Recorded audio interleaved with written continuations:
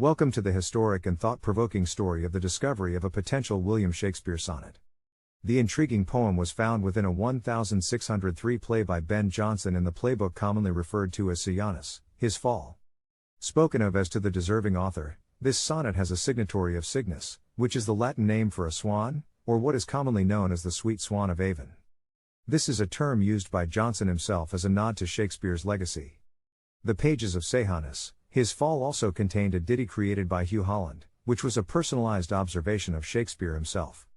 But what can this lost poem tell us about Shakespeare and the centuries-long story of the First Folio? To answer that question, we have enlisted the expertise of Dr. Chris Leutaris, an associate professor of Shakespeare and early modern drama at the Shakespeare Institute, University of Birmingham. Dr. Leutaris weighed in on this topic, saying that the two poems paid tribute to Jonson but were nonetheless very different, potentially suggesting the theory that they were written by two different authors.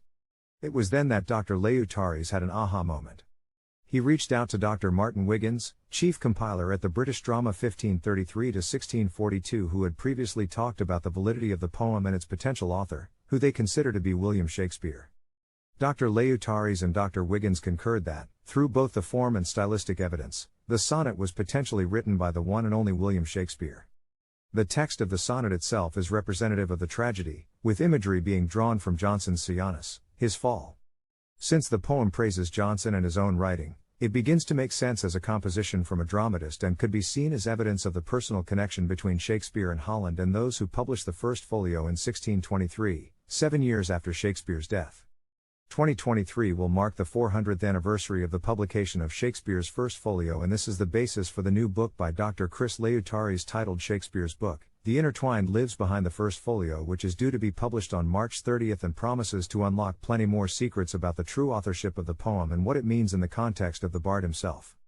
This is a truly momentous discovery which challenges traditional thinking and hints at a much deeper understanding of the minds of two of the most important figures in literary history. Inspiring, research-based and thought-provoking, this discovery gives us a glimpse of a potential collaboration between these two masters and changes our view of the world of literature.